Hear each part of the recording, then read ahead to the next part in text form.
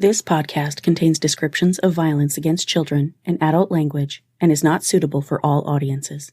Listener discretion is advised.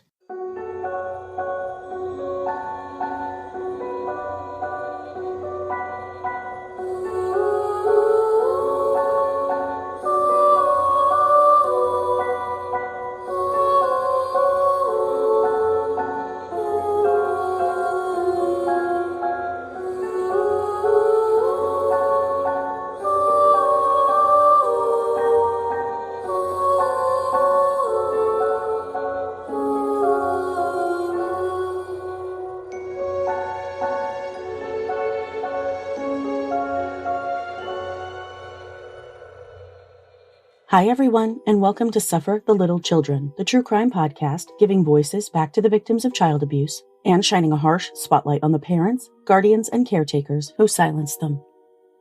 I'm your host, Lane, and this is episode 107, Girl Hidden. Jessie René Gibbs spent most of her childhood in small-town North Carolina under the thumb of a narcissistic mother who twisted religion to fit her interpretation and gave birth to child after child while utterly failing to care for them. Jessie's stepfather did nothing to protect his children from his wife's abuse, often dealing out physical punishments when his wife was unable to do it herself, and, during Jessie's younger years, he also abused his oldest stepdaughter in his own horrific way under the guise of love. This is the story of a young girl forced to carry out her mother's every whim while expected to raise her own siblings, make money for the family to live on, and keep the family home and farm running smoothly. It's also the story of a survivor who, against all odds, escaped her childhood torment, made something of herself, and wrote a detailed, deeply moving memoir about her experiences using not only her own memories, but journals, official documents, and letters from her mother herself to flesh out her gut-wrenching life story. This is the story of Jessie René Gibbs, Girl Hidden. Today's episode is a little different from my usual format, and I'll explain why in a moment. First, I'd like to give a quick shout out to my newest patrons, Jolene D. from El Cajon, California, Jasmine R. from Ramsey, Minnesota, Ann R. from Tellico Plains, Tennessee, Mina F. from Buena Park, California, Stacy W. from Fond du Lac, Wisconsin, and from Curtistown, MC and Wendy H. Thank you all so much for your support. I honestly can't thank you enough for your help keeping this show going. It means everything to me to be able to tell these kids' stories, help their family members in any way possible, keep the kids' memories alive, and raise awareness of the signs and symptoms of child abuse, the failures of the systems in place to protect children, and other important topics I usually tackle in my random tangents. Anyway, thank you all again so much. Recently, I was given the opportunity to read a book called Girl Hidden, written by today's guest, author and child abuse survivor Jessie René Gibbs. I don't get nearly as much time as I'd like to sit down and read a good book, so when I picked this book up, I literally couldn't put it down for about 7 hours. I read almost the entire thing in one sitting. The way Jessie tells her story in third person, using her own memories but weaving in solid evidence gleaned from her grandmother's meticulous documentation, journals, official documents, and even her own mother's terribly manipulative letters, is unlike anything I've ever read. The book reads like a novel, but it's underscored by the fact that the story within is absolutely true, and the woman committing it to the page endured the abuse she describes in heartbreaking detail. One huge takeaway from this book, for me, was Jessie's incredible talent for describing the small moments of joy and beauty she experienced amidst the horror of her childhood. Her recollection of the small, magical moments is not only amazing, but inspiring too. Jessie could have become a sullen, withdrawn, mistrustful person. She could have continued the cycle of abuse. She could have gone down any number of dark paths. But instead, after several difficult years in her adulthood, she ended up with the man of her dreams, surrounded by stepchildren and grandchildren, and supported by a network of loving, trustworthy friends and family members who see her for the beautiful person she is, whose spirit her mother was never, despite her best attempts, able to break. I was honored to have a conversation with Jessie this past weekend about her childhood, her book, and how her experiences have shaped her into a strong, positive person who knows her true worth. Here is my conversation with author and survivor Jessie René Gibbs.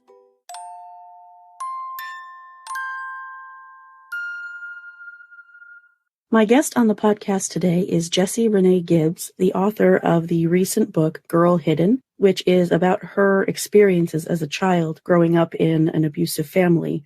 Hi, Jessie. Thanks for joining me. Hi, thanks for having me on. When you reached out, I hadn't heard of the book, but when I did start reading it, I read it in just about one sitting. It is very, very compelling. Oh, wow. Thank you. That's one of the best compliments. Thank you so much. So you wrote the book based on your own experiences throughout your life. Yes, I wrote it in novel format, which was definitely challenging. But I wrote it in a way that I enjoy reading. I'm not a fan of reading first-person writing, and so writing in third person just became much more comfortable. And it also helped me sort of separate myself from the actions being written about in a way that sort of protected my heart as I was writing. Yeah, I bet that was important. Some of the stuff you wrote about was tough to read even in third person, but just knowing that someone went through it it's hard for most people who haven't been through it to put themselves in that situation. That seems to be a lot of the response that I've been getting as well. One of the people who read the book actually came back to me, and she's a therapist. She works with survivors. And one of the things that she said is that it connected with her in a way that she has never been able to even get from some of her survivors. She goes, frankly, it was gross. It was hard to read, and it was challenging. And there were times when I had to take a break and step away. And everyone should read this so you understand what we're fighting for. Exactly. I feel like most people who don't have experience with a narcissistic parent, and I'm just making an assumption based on your descriptions of your mom in particular, but someone who doesn't have experience with a parent with that type of manipulative talent, it's hard for them to imagine how anyone can be in a relationship like that, let alone under a parent like that, because you were basically under your mother's thumb. Correct. In every possible way, down to the way that I thought. I actually have a recording that my grandmother kept of myself being interviewed when I was 7 and still in the grips of my mother. I was actually in hiding at the time. And during the course of the interview, you could tell the difference between the conversations that I was having in real time as me and the things that my mother would say. Like, words would come out of a 7-year-old's mouth that were very much put there. So you were definitely coached on certain things to say and what you were allowed to divulge and what you weren't. Oh gosh. And then the threats were real. If you weren't obedient to the letter, the punishment never landed on me, but it would definitely take out one of my siblings. That's one of the most manipulative parts of it, I think, because you basically took over as the children's mother. How much older were you than your oldest sibling? Was 4 years. So yeah, you had a significant head start. And so you were basically the mother figure to all of them. And you really seemed to take them under your wing like they were your own. So for her to threaten them or harm them because of something you did is such an effective way to keep someone under control. Absolutely. It's pretty terrifying. And the way you described the things she would do or the things she would say, it's just so hard for people to imagine. That's how any person could parent, but it's more common than anyone imagines, I think. It's true. It's actually way more common than people think. And the interesting part that I was able to put into the book were a lot of the letters and the notes that Dolores herself had actually written.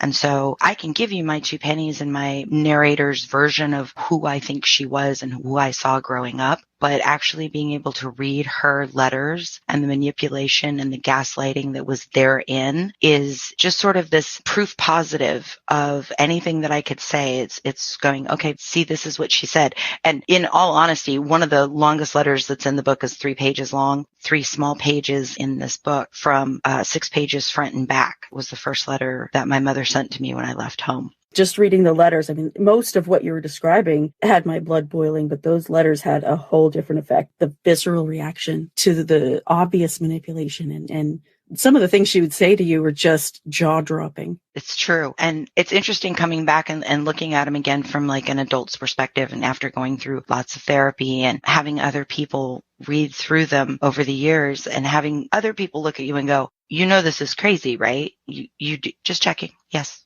Yes, no, it's crazy. Thank you. Thank you for telling me. Yes. When you grow up that way, and one thing that you described in the book was when you first started caring for children at the community that you moved into and the way you reacted to one of them. And that really opened your eyes to the fact that the way your mother, your parents treated you, your whole life was absolutely wrong. That was a very powerful moment. Yes. Physically and emotional violence that happens in the home, even if you walk away from it, a lot of it sticks. It's kind of like stepping in gum. And so it takes a little bit to peel that off. And one of my first experiences working in the daycare was this beautiful little 1-year-old boy tipped over the bubbles, and he'd spilled about a cup's worth of bubbles onto a linoleum floor. And my reaction was to grab him by the wrist and pick him up so that I could look at him eye to eye and scream in his face what a stupid little boy he was, and then drop him. Like, oh my God, I'm a grandparent now. I can't imagine in a million years ever treating a child that way. And that reaction was so built into how I thought human beings were supposed to act. And parents and caretakers, based on what you had seen and experienced. Yeah, it seems like that's just a natural progression. You don't know otherwise unless you've seen otherwise, which you spent 18 years at that point not seeing anything but. Yes. And just the punishments that you described. When you describe the spanking spoon, I've tried to picture it. It's almost too much for my brain. It's such a huge, it's a weapon, literally a weapon that they use to spank you and your siblings. It's amazing that someone would think, here's something that I could use to discipline my child, and not realize that that's child abuse. Right. It was huge. It was the length of my arm, and she would wind up like a base. Like, the fact that she didn't break bones is surprising to me. Yeah, absolutely. It sounds like nearly the size of a shovel. About half the size of a standing shovel. Yeah. It was big. We used it for canning, but it was originally made for stirring laundry.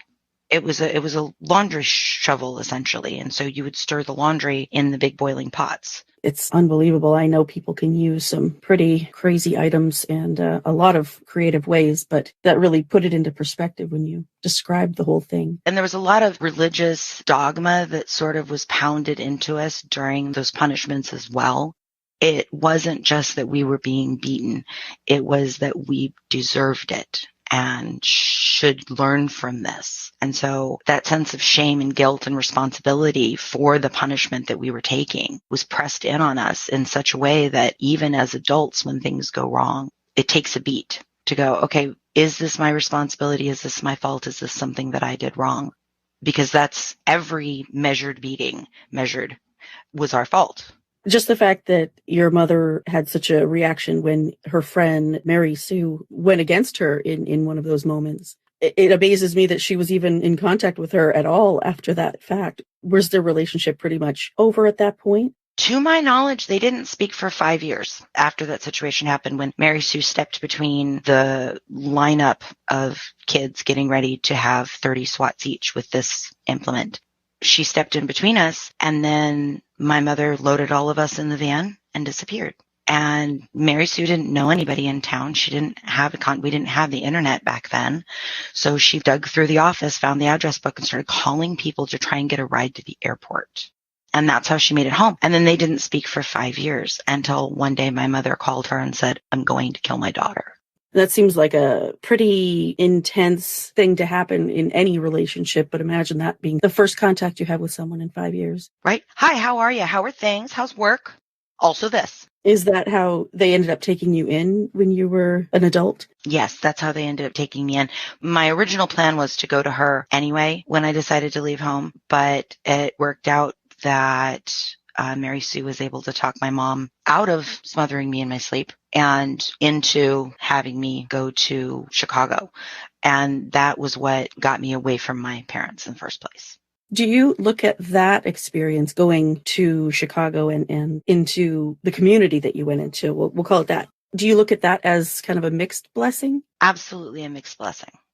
They taught me how to stand up to my narcissistic mother and kept me safe from her in the space that I was in. They kept me from being homeless. I know you had said in the book that, they may have done as much damage. Is that from being married young to someone a lot older than you, or just everything else that they taught you as well? I would say a little of column A, a little of column B. So the man that I married was almost 12 years older than me, and we had zero things in common except that I was 19 and thought that getting married was the cure-all end-all. And he was 31 and thought that getting married was the only way to prove that he was a good Christian boy. And so we got married and we were madly in love for a hot minute. And then I outgrew him after very few years. We were married for 10 years. I don't think that the marriage itself was all negative, just like I don't think that the experience of living in the community was all negative. There were friendships there. There was a sense of community there. There was some magic there. There was also a lot of control there, as there are in a lot of religious communities or religious organizations. There can be a lot of control as well. And I feel like as I stepped away from that is one of the things that I was able to maybe look at from an outside perspective and go, okay, this isn't the kind of thing I want in my life anymore. Mm-hmm. And so I was able to step out on my own at the tender age of 32 in Seattle. Because when I left Chicago, I ran away from home. And when you're going to leave home, you should definitely take your best friend with you. And my best friend lived out in Seattle. And so I came out here and she took me in. Okay. And that's June in the book. That's June. Oh, well, she sounds like a miracle worker and the best friend you could imagine. So I'm really glad that she's in your life. Me too, definitely. She has been an absolute blessing and has walked me through all of this. Like from sitting down and going through every box of paperwork that I have and looking through every photograph and going through timelines and organizing like, no, wait a second. That's not when that letter was wrote. No, pull it up again. That's not when that was written. Hang on. And she knows my story better than I do. That's good, actually. That way you have kind of an outside perspective, but also someone who's in your corner. So I think that probably helps. Oh, such a blessing.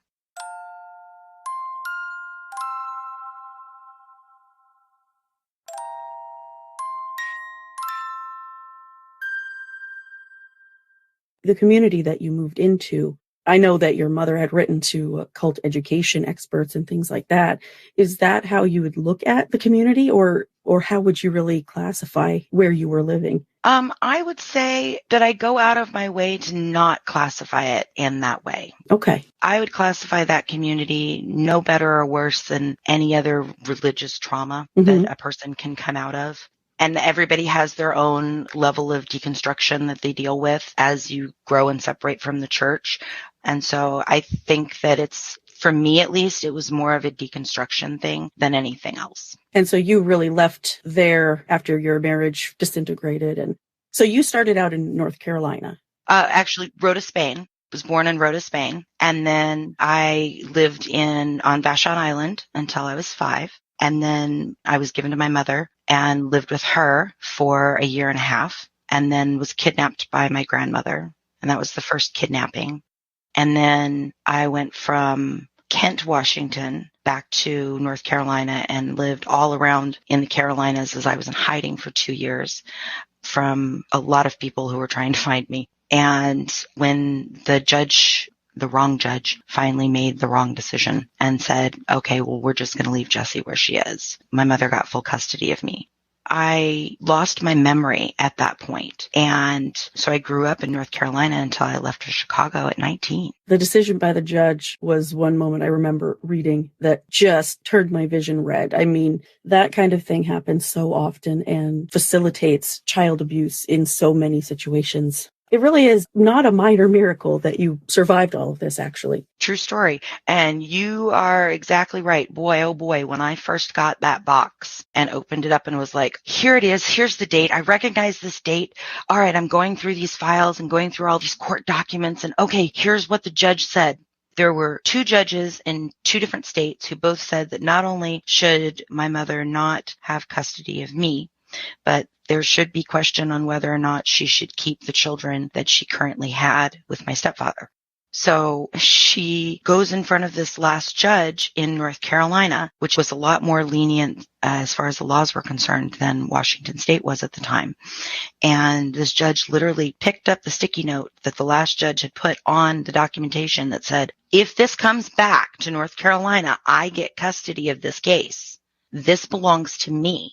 And he literally looked at it, commented on it in the court documents, commented on it and said, I'm pointedly ignoring this. This is ridiculous. Wow. And at that point we had the internet and I was like, I'm going to find this guy. I'm going to track him down. I want a word with this judge. Right. Did you ever have the chance to do that? I did not. He had retired and passed on by the time I had gotten that information, but don't think I didn't look. It's amazing how one decision by one person with a little too much power can shape your entire life. And I see it so often that that's the fateful decision that ends, with these kids on my podcast, unfortunately. It's unbelievable how much power family court has and how much they abuse it. That is very true. And there was a good portion of time where the children were not considered as much as the parental units in the case. Mm-hmm. And it's getting better. I will say it is getting much, much better, but it is still a long way to go. Oh, yeah, for sure. The parents' rights are definitely considered a lot more important than the kids. It's true. Yeah. And it's interesting because situations have happened since I moved out to Seattle where people still remember my mother. Oh, wow. Where so I went to school since I moved out here, got my degree, own my own business great. now. Thank you. And when I went to go to school, they were like, oh, well, you need to have your high school diploma. And I was like, I was homeschooled.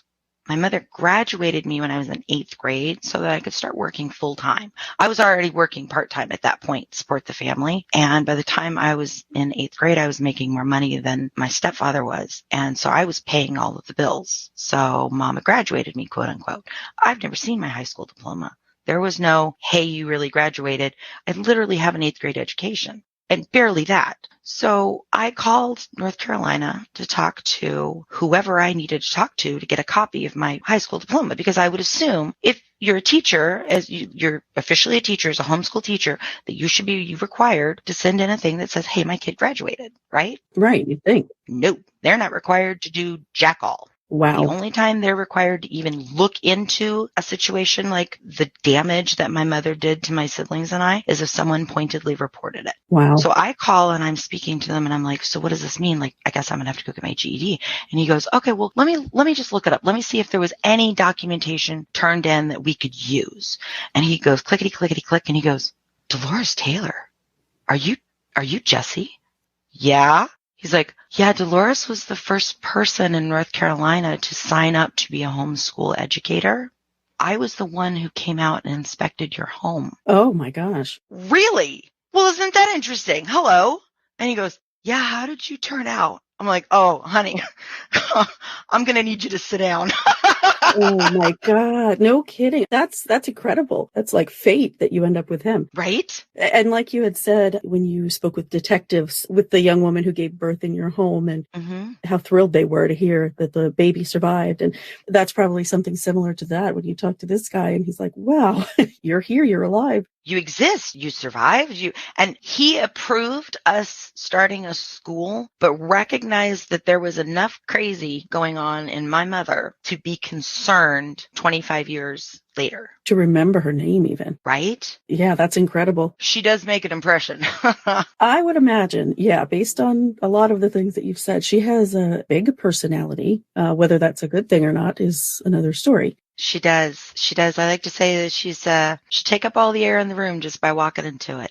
She's a big personality. But to go back to that with the detectives, so we had a situation, my mother used to take in unwed mothers, and we had a situation in our small town, our small southern town, where a white girl had gotten pregnant by a black man. And this was the big drama. Not the fact that she was in jail. That wasn't that big of a deal. But the fact that she was pregnant with a black man's baby was all the drama, to the point where her family, her mother and father, were being considered to be taken out of the church if they didn't manage it. This had to be in the 90s, right? Uh-huh. That's unbelievable. Well, the 90s didn't actually come to the South until well into the 2000s. So, okay. So yeah, that was And so this young woman, my mother bailed her out of jail and brought her into our home. And she was 2 years older than me. She was 16. I was 14. And she was big old pregnant all the way out to here, and madly, madly in love with the gentleman who had gotten her pregnant, and really thought that they were going to have a life together and have the baby together and everything was going to be great. And I don't know the actual story of what really was happening, but my mother basically kept her from any of her previous friends, any of her previous life, any of her previous experiences, and told her that having a baby was going to change her life for the negative in every possible way. Which, I mean, being a 16-year-old single mom, it's not a walk in the park. Right, sure. But she did it for ulterior motives, it sounds like. Oh, yes. She had a family that wanted a baby. And mama loves to give babies to people. So this wonderful, sweet family had 3 children, and they weren't able to have a 4th, and they wanted a baby, specifically wanted a little girl, and had their fingers crossed. And so they met with Autumn and agreed to adopt the baby, and Autumn agreed to adopt, and they did all the paperwork. It was one of the first times my mother ever did paperwork for an adoption situation. Usually the baby just ended up in someone's house. Wow. Mm-hmm. So the paperwork was done. The baby was born on my bed. Autumn woke me up in the morning. I was 14. Autumn woke me up and she's like, Jessie, I don't feel good. I'm like, okay, what's going on? She's like, I don't know. I just feel really sick. I'm like, okay, well, just lay here in bed with me. We'll just hang out. So we're hanging out in bed and she's like, yeah, I feel better. Oh, I feel sick again. I feel better. Maybe I'll go to bed. Oh, no, I really feel sick again. I'm like, wait a minute. Mm-hmm. And so I start counting like how many minutes in between this not feeling. Well, what is this not feeling good? Pressure, hot pressure. Yeah, that sounds like you're in labor, dear. That's what that is. So I go wake my mother up like, hey, we're going to have a baby today. And I go back to counting contractions with Autumn. And later on that day, the baby was born and she delivered and then proceeded to start hemorrhaging. It was a home birth on my bed. And she proceeded to start hemorrhaging and bleeding everywhere. Fire department was called. Ambulance was called. The midwife was very concerned that the ambulance was called, was not very concerned with the young woman potentially dying in my bed. I had been taught, like, you don't ever stand up to adults. Like, that's not what you do. But I had like a whole like moment, like an entire moment right there. And I was like, okay, my friend's going to die. And so I yelled at her, Autumn, wake up, open your eyes. This is ridiculous. I love that color red on you. She like opens her eyes all pissed off at me. What? I'm like, that color red, that blood, that looks great. We're going to get you a dress that color. She's like, what? And so the midwife, Karen, got PO'd at me and dragged me out of the room, physically removed me from my own bedroom. Thank you very much. And I pulled my arm away from her and I was like, no, I'm going back in there. And she's like, no, you're not. You're being a naughty young woman. And I was like, no, screw you, lady. And so I stomped back in there and held my position until the firefighters hauled her bleeding body down the stairs. Well, in the meantime, the police were called because the baby had been taken down to the adoptive parents. The adoptive parents had taken their new baby and disappeared. So we had a bleeding 16-year-old and no baby. So the police show up and they'd been wanting to get something on my mother for more than a minute because social services has been called on our family so many times. The detective showed up. And I was there. All the kids were over at a friend's house. And so my mom grabbed my baby sister and put her in my arms and was like, run, just run. And I had been trained since losing my memory at 7. Since I had been kidnapped, I thought people were out to get me. So I grabbed my baby sister and we ran out the door, down the hill, around the house, across the bridge, over the creek, back up the hill into the fescue field. And it's a 3.5-acre fescue field. And I ran until I couldn't run anymore. Dropped down in the grass, which was taller than us. And I sat there with the baby, shooing the mosquitoes away from her, put my shoes on. We were out there for about 3 hours. And I hear the lunch bell ringing. So we had one of those old-fashioned triangles, dangledy, dangledy, dangledy, dangledy, like you see in the old Western movies. And so I hear that triangle ringing, and I'm like, okay, that's the call to come in. Nobody knows that except for Mom and Papa. But what if they're being forced to do this? So I go sneaking back up. So apparently in my absence, the cops had called in the canine unit and were getting ready to search the property for a dead baby. Because my mother actually had documentation, they couldn't do anything. All they knew was that a baby was missing and there was some form of documentation, but they didn't see this child. And so it was like, that was the end of the story. They couldn't do anything else. So I go track them down because I'm like, I want to know how much of this story is true. Because Mama's a good storyteller. I mean, we come from a long line of fishermen. So we are good storytellers in this family. And so I'm like, I just want to know if this is true. So I go track down he was the sheriff at the time. So I tracked down the sheriff and one of his deputies. So I'm talking to the sheriff and I'm like, hey, so here's the situation, da-da-da-da-da. Here's my mom's name. Here's the address. And he's like, oh, yeah, no, I remember. Hang on just a second. And he calls a couple of his deputies in and puts us on speakerphone. And he's like, so one of these guys was with me. 2 of the guys who were here have heard this story a dozen times. Do you mind if they're here? And I'm like, yeah, no, go ahead. Ask me anything. And they're like, what happened to her? And I'm like, well, her name is Grace. And she lives a wonderful, happy life with her family. She's a high school graduate. She's a college graduate. She's got 2 kids of her own. Like, here's her story. I'm just listening to these grown men like cry laughing on the phone because Oh, the last I heard there was a baby that might be dead. right. They didn't have any follow-up at all. No follow-up, and to have that closure, So it's just little moments in writing this book that have been just magic. I was going to say that actually. You have such a talent for describing even the tiniest little things as the most beautiful moments, and they're so powerful to read. In the midst of all of this horror that you endured, the way you describe these small moments of magic and love, especially between you and your siblings, it's incredible that you've been able to maintain such a positive outlook with all of that trauma behind you. Oh, thank you very much. I will say an inordinate amount of therapy. I was going to ask about that too. Yeah. Oh, yes. I cannot recommend therapy highly enough. And there were times writing this book where it was like, I would write a chapter and I'd cry and I would like agonize over it. And it would be this beautiful thing. And I'd be like, yes, this is exactly how I wanted to say. And I'd go to therapy and I would come back and go, okay, I have to rewrite this because I understand this from a different perspective now.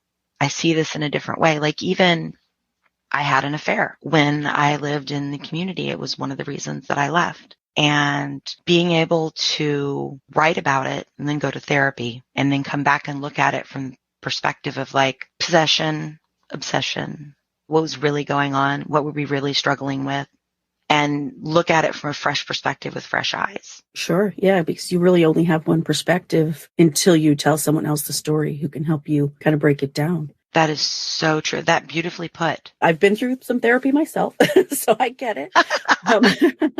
But yeah, it really does help to have someone help you look at it from the outside. It's invaluable in certain things, especially when it comes to trauma and things that came about because of the trauma, which I'm sure that definitely had to have had something to do with it, being in your marriage for as long as you were and someone. It was 10 years. We were married for 10 years.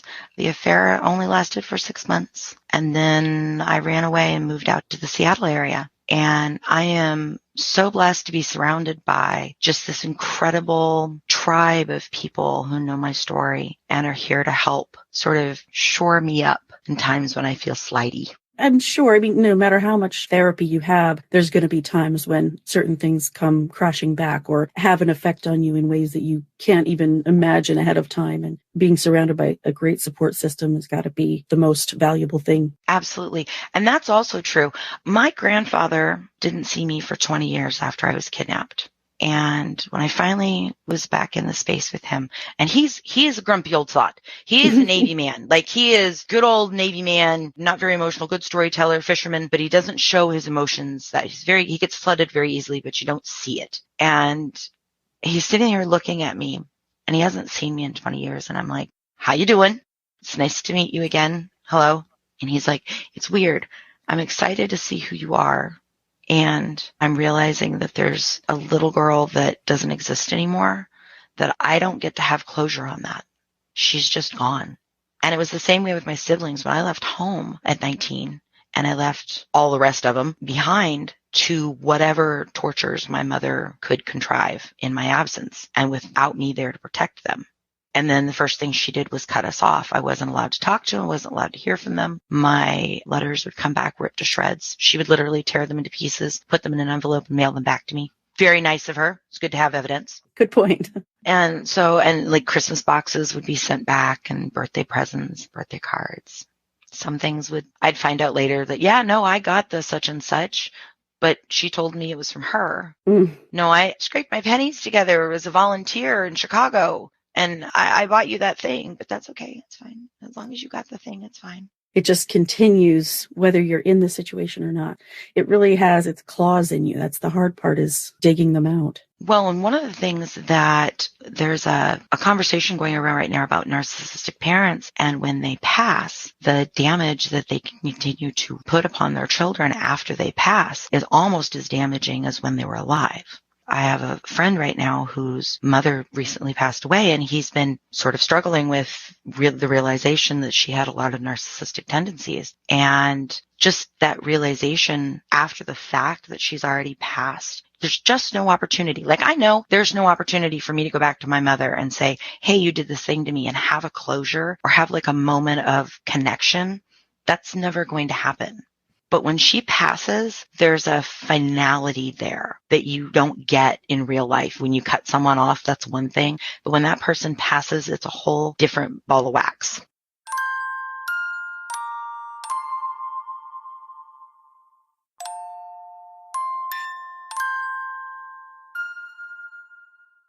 And you did go back and meet with her after 20 years, right? Her and your stepfather? Yes, I did. Oh, your heart had to have been in your throat. Oh my goodness. I don't think I've ever been so scared in my whole life, ever. So yes, I went back to North Carolina for my baby sister's wedding, and it was absolutely magical. And I was there with all of my siblings, except for the baby who was still living at home at that time. And I'm sitting there holding my babyest brother's little girl, and she's asleep in my arms, and here's my baby sister getting married, and we're all together as a family again after like 17 years of not seeing each other, and I'm just bawling. Like, Faith got up to dance, the father-daughter dance, and of course, Mama and Papa were pointedly not invited to the wedding. Thank you. Good. She got up to dance, and each one of the boys, and there's 4 boys and 4 girls total, and then all 4 boys took turns dancing with her for the father-daughter dance. I had tears in my eyes reading that. It was so beautiful. I just thinking about it, like, it was so precious. It was absolutely precious. Well, so the next day it was like, okay, I've come to this point in my therapy where the next step is a face-to-face with my abuser, if that's an option. I need to see that they are not as big and scary as they look in my head, because in my head, my mother is 7 feet tall, weighs 500 pounds, and will eat you. Mm-hmm. And in reality, I mean, she's 5'10", but she's not enormous. Like, she's a normal human being. She's just a person. And I needed to go and actually see that. So I called her up and I was like, hey, let's do this. And of course, she's curious. So she comes, she brings my stepfather, of course. Let's sit down and have a cup of tea. And my beloved fiance at the time, husband now, Alex and I go to sit down with them and have a cup of tea at this little Mexican restaurant in Nowhere Land, Virginia. Like, I couldn't point out on a map. If you sneeze once, you'll miss it. But they had a little Mexican restaurant, so here we go. So I order my sweet tea and we sit down to talk. And my mother tries everything to reel me in. Oh, well, you know, I'm just trying to outlive my pets. Really? Are you going to die now? Is that's the things that, okay. Mm-hmm. My fiance was like, really? What kind of pets do you have? You have cats, dogs? You raise animals, rabbits? What's going on? And he just like rolled with it, like smooth as silk. My best friend had called me before, or I had called her and said, hey, I'm going to have this meeting. And so she's waiting by the phone. And all of my siblings know that this meeting is going on. They are all waiting at one of the siblings' houses waiting for me to get back. So we sit down with Mama and Papa. We have our little conversation. We talk about the weather, kids, life, nothing. And then we get up to leave. Okay, well, this was interesting. She's smaller than I thought. We can go now. And so I get up to leave, and I realize that now is the time. We're all standing up. We're in the middle of this restaurant with everyone looking at us. Now is the time to tell off my stepfather, to tell him exactly what I think of him. And I had it written down, man. I was going to tell him off. I knew exactly what I was going to say. I had practiced it in the mirror.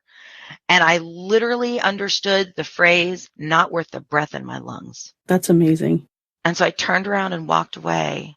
And then I stopped because now that I live out in Washington, I'm back in touch with both my grandparents, my aunties, my uncle.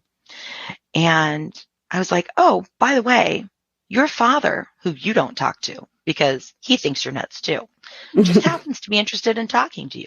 So here's his phone number. I know you don't have it, but I wanted to make sure you had it in case you needed to talk to him. See ya. And I walked out. And my fiance, he goes, how you doing? And I was like, are you kidding me right now? I need a wheelbarrow for my testicles. Like, I am just like big as life right now. Are you kidding me? I just stood up to both of my abusers and okay, we can go. We get back to the house. We were staying at Judah's house, and we get back to the house and I walk in the door and everyone's like, what happened? What happened? Oh my God, are you okay? Are you okay? Because there's no cell service in this tiny little town. So I couldn't call them and say, hey, I'm okay. Nobody died. I haven't been lit on fire and dumped in a lake somewhere. It's fine. And so I get back to the house and I'm like, wait, because my phone was blowing up with messages from June. Where are you? Are you dead? She's like texting my fiance. Are you guys okay? What has happened? So I get her on the phone. I'm like, here's the story. Here's what happened. Here's all the stuff. And I think the biggest realization for me is that she took me away from my grandma and grandpa. She took me away from my aunties and uncles who loved me. She took me away from my siblings who cared about me and wanted a relationship with me. She did everything in her power to create loneliness and to create a sense of alone. And at the end of the day, none of my siblings talk to her. She doesn't have a relationship with her sisters, her brother, her parents. She didn't even know that her mother had passed away. That is how little she has a relationship with her family. She has lost all of those things. And I'm just in awe that everything she tried to steal, I have. It makes you believe in karma. Right? Right? You finally got what you deserved, and so did she. It's true. Which is funny because I was talking to one of the siblings, and we were talking about like when she dies. Is she going to die alone in a hospital somewhere? Like that could be really interesting. And he goes, oh no, she'll probably die surrounded by nurses and doctors who adore her and think that we're horrible people for not being a part of her life. Of course. All of us have like made a point to not have her in our life. And so she has moved out of Virginia, and we're not sure where she is right now. As far as we know, she might have remarried. We're not sure. But Judah calls me and he goes, Sissy, she's gone. And I was like, no, she's not gone. You don't know where she is. There's a difference. That's true. So yeah, she's actually, her and Robert have divorced since the book was finished. And she has already, to our knowledge, has already remarried and completely changed her name. So she's not even able to be found, even if you wanted to. Interesting. It isn't that terrifying. Yeah, it is in many ways. And also just the fact that she wants to divorce herself from her previous identity makes you wonder, what is she building now? Right. Oh my gosh. Her funeral is going to be real interesting. It's crazy. It's like a spy movie or something. When someone does have the courage to tell a story like this, it's definitely stranger than fiction, because most people can't imagine that anything like this can happen, let alone all of the events that you described. And it's just your life. That's just how you grew up. That's who you are. Just how I grew up. So my siblings and I, when we get together and talk about life and our past and the traumas that we went through, we'll have different perspectives on it. Like, oh, okay, but you were little, so you probably don't remember, but this is what really happened. Mama was really mad because of this, and that's why that beating happened that day, or whatever. Like, it will just sort of reframe a little bit. And so like one of the things that I found out last year was that one of the first jobs I had was I cleaned for a little bed and breakfast in a tiny little town that we lived in, because the good Southern lady from Texas who owned the bed and breakfast, yes, she couldn't get down on her hands and knees as well anymore to scrub the floors. So I was 11 and she paid me $2 an hour to come and scrub the floors for her. Nicest lady in the whole world. Her daughter, who didn't look anything like her and was much younger, her daughter taught me how to shuffle. Fast forward 25 years, and I'm having a conversation with Luke, and he goes, I didn't realize you cleaned for Miss Barkley. You realize that Miss Barkley was the local madam. Oh. I'm sorry, what? Oh, it wasn't a bed and breakfast. Oh, it was a bed and breakfast. Oh. It was more services than that. And the funny thing is, like, my story is so big that wasn't even a part of it. Wasn't even a blip on my radar. And that's the funny part, is you're right. For that not even to factor that you worked in that environment at age 11, but everything else that was happening to you was even wilder than that. Exactly. And the book got pared down so much because there are so many stories, and there were certain ones we wanted to keep in that keep the magic of my childhood. Like, yes, there were tragedies that happened and traumas that happened. And there were also beautiful moments with horses that got out in the morning, and we got to see them frolicking in the mist. And we had a baby cow that would follow me around the farm sucking on my dress. There was magic that happened in this ridiculous little farm. Of course, we also had a dairy cow that unalived herself by hanging from a tree. So, I mean, just random things would happen in our strange little farm. So you take the magic where you can get it. Exactly. You have to do that with any life, I'm sure, but especially with one where you're faced with so much of the alternative all the time. And the fact that you didn't get to have much of a childhood because you were too busy raising your mother's children, That's another part of it that's just so amazing to me, that you can still see these moments and describe them so beautifully, even though you had so much else going on in such a young age. Yes, I absolutely did take care of the siblings to the point where I called them my kids until well after I left home. June actually pointed that out. She was like, hey, they're not your kids, right? I'm like, I delivered my little sister. Like, I was the first hands that ever touched her. She slept in my bed every night, and I would get up with her. Like, this is from the time she was a newborn. She would wake up at night, and I would take her into Mama's bed. Mama would nurse her. I would burp her, take her back to my bed, put her back to sleep.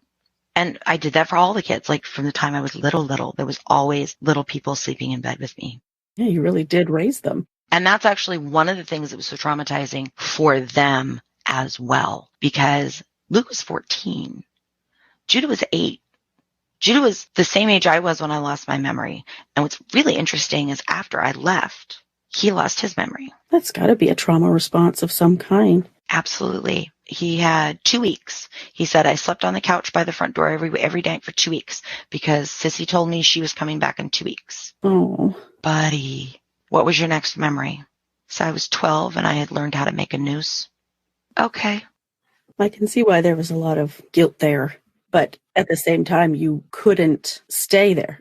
How much worse it would have been for you had you been there as an adult. And, she already was jealous of you for supposedly trying to take her husband and all the other ridiculous things she'd blamed you for. Right? Which I'm very sorry, but I was the good Christian girl who was not going to lose her virginity or kiss anyone until the day of her wedding. Thank you very much. And to assume that if I was going to fool around, that I would fool around with that. Right. After you had told her. Oh, that's right. You had to have told her because of the police being involved. And I did. I told her about Robert, and her response was, please, God, tell me you didn't tell your grandmother that. And then that was the last time we ever talked about it. And it was the only thing when I lost my memory, the only things that I kept was the abuse from Robert and the second kidnapping.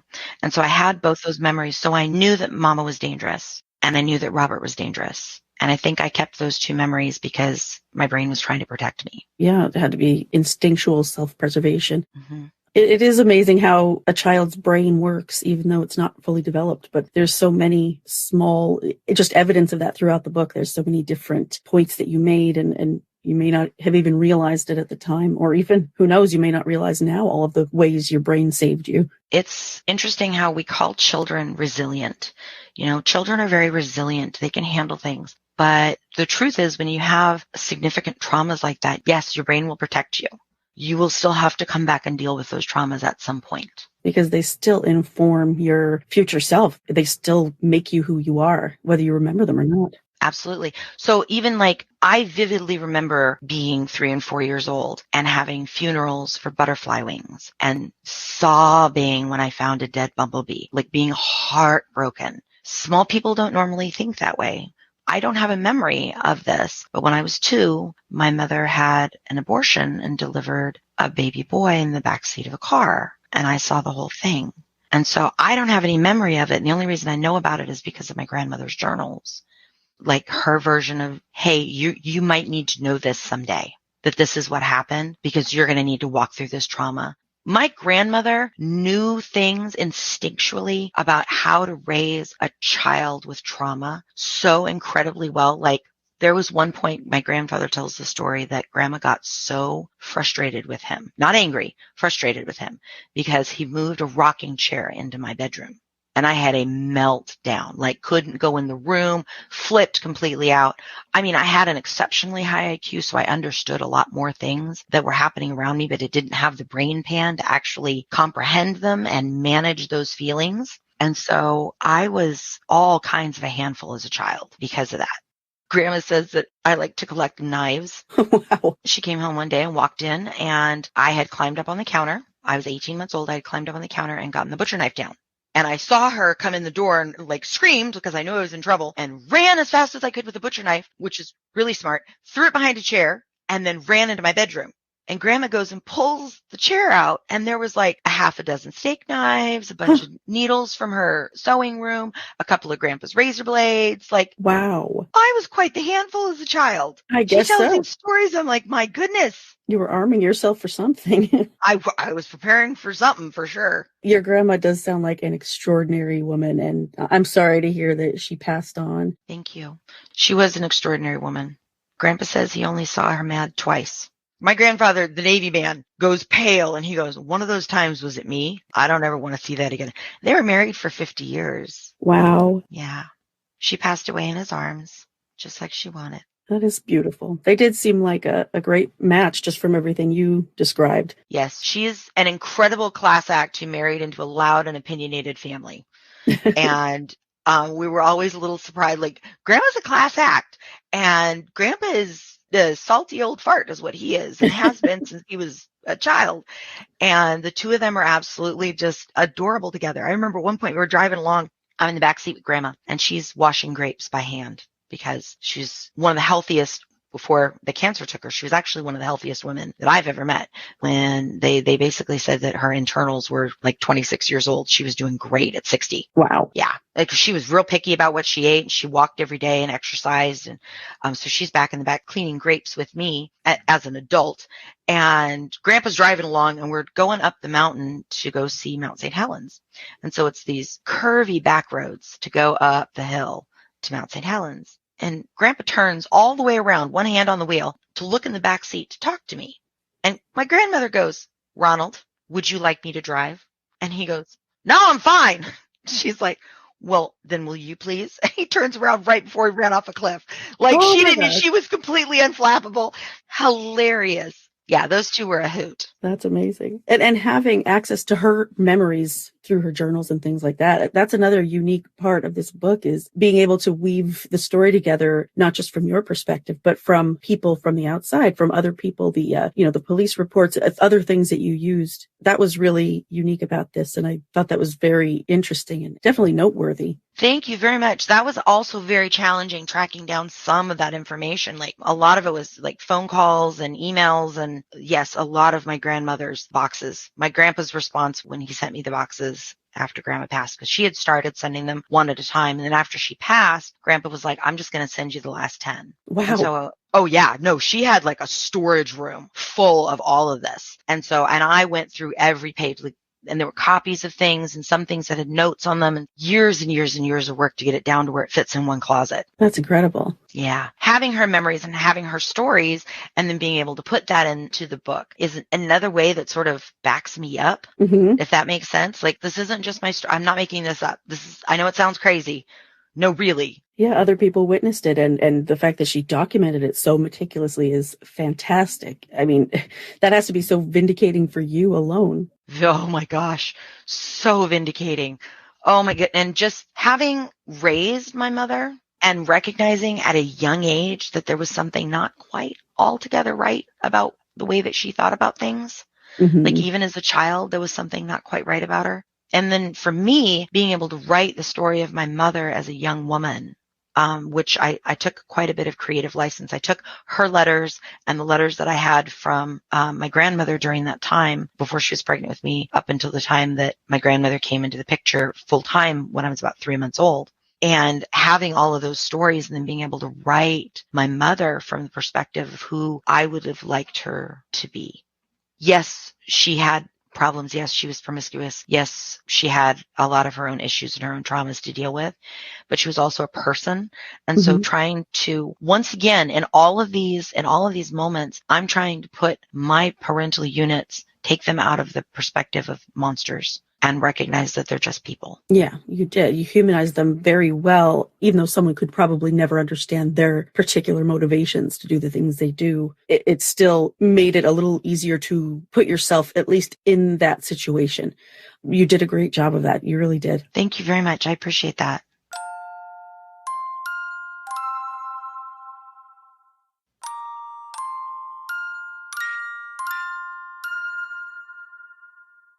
Do you plan to write other books? Oh gosh, I hope not. This one took me 25 years and whew, Lord.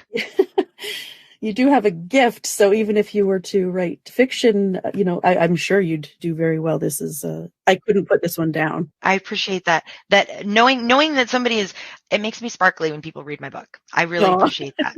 Good. Well, I'm so glad you reached out and having this opportunity to read it and then to talk with you about it. It's been very illuminating. And I think it's important for people to understand, I do tell the stories of a lot of kids who are abused, and the ones that I tell, generally there's not a happy ending to it. But knowing that children can come through a lifetime of that and still be productive and happy above all else. I mean, I'm just so glad you met your husband and, that you have your stepkids and your grandchildren. That's just so exciting. And I'm so happy for you that you've done so well. Thank you. Right? It's magic. And Alex is absolutely my rock through this whole thing. He is just steady as they come and absolutely unflappable. I can come to him and go, okay, so here's the story this was when the lightning struck. So I just have to get this out. Oh. So when the lightning hit the house and he's like, oh, okay, lightning is hitting the house. I'm here for it. What's going on? He just unflappable. Absolutely appreciate the hell out of him. I have to say, I don't know. Have you seen the show Shameless? Oh my God, I love Shameless. It just, so many things about what you went through reminded me of certain parts of that show.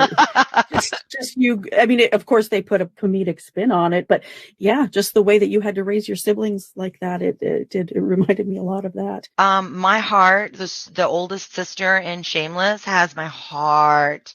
My Absolutely. Heart, because so much of that was like, even just the stories, the moments in the show where they're like, okay, rent is due. Who's got what money? And everybody pulls their resources together to like pay the rent, make sure that the kids are fed, make sure that the goats got milked that morning. And you were responsible for all of that at such a young age. You've got skills that most people never have to learn. So, that's probably a good thing. But just getting through the trauma that you had to process before you could appreciate those skills, I'm sure was a lot of work. Absolutely. And it's really interesting because my oldest grandson is the age that I was through some of these stories.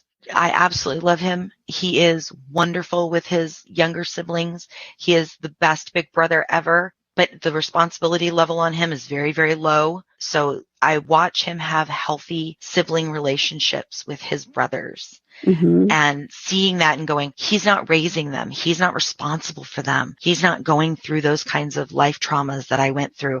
And it's so healing. Yeah, that has to be. He's allowed to be a child. He's allowed to be a child. It's so good that you get to, it's like you come full circle and you've gotten to see the way things should be and accept the way they are. Right. And what are the odds that I, who specifically and pointedly chose not to have children, would have 4 grandbabies? Right.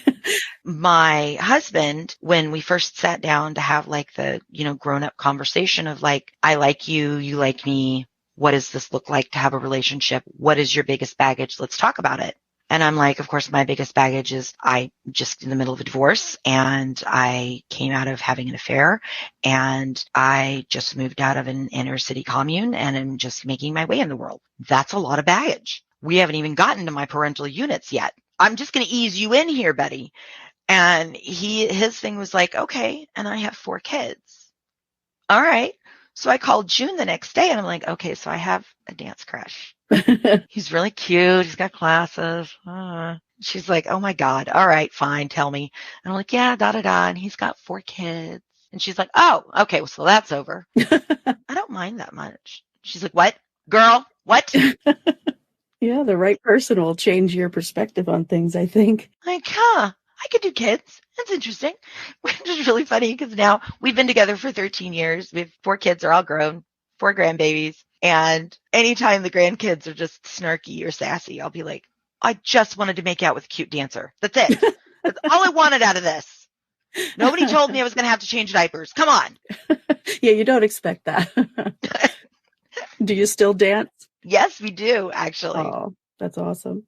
And you're an artist too, right? I am. Oh my gosh. It's so good that you have so many creative outlets to be able to get all of this out. It must be so valuable to you. Thank you. It really is. It's therapeutic all the way around. Like it's just good therapy. And I love doing things that are creative, but in a way that's like positive for other people as well. So like I make crowns Okay. And I'd pour resin and I'd make jewelry and stuff just for funsies. Mm-hmm. And I enjoy like gifting things to people and giving things away and having my art and my artistry be appreciated in different places. Yeah, so it's really nice to have those creative outlets. And you said you own a business too? I do. I'm a graphic designer. I work with real estate agents. So I have real estate agents that bring me these big, beautiful, $10 million properties on the shores of Mercer Island with a boat dock and sunken tubs. And I just go, oh, okay, I'll design pretty things for that. Thank you. Wow. My life is so hard. And I get to write about it. So I still do writing. So I just write about houses now. Okay. Yeah. So you get to use your talents in ways that you can also pay the bills. Absolutely. Well, I'm so glad that everything has basically worked out and that you are in such a healthy place. It's, after reading that whole book and seeing what you went through, hearing you sound so positive and happy is fantastic. I'm just glad we had the opportunity to do this. Thank you. Me too. And thank you so much for inviting me on the show. I really appreciate it. Thank you so much for talking with me, Jessie. It's been really nice talking with you. Thank you back, Lane. You have a wonderful day.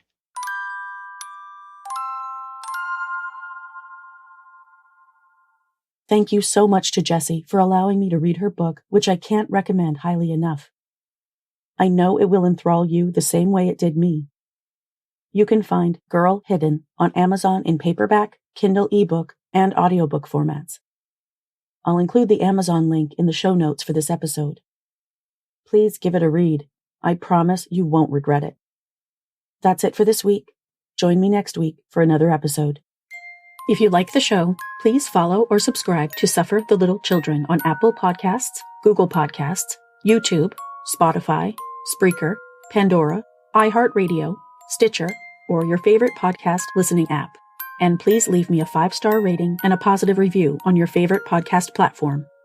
Visit the website at sufferthelittlechildrenpod.com, where you can listen to episodes or become a patron for rewards ranging from a shout-out by name on the show to bonus content and exclusive gifts. Follow the podcast on Facebook, Instagram, Tumblr, and Pinterest at Suffer the Little Children Pod, and on Twitter and TikTok at STLCpod. View photos related to today's episode on Facebook and Instagram.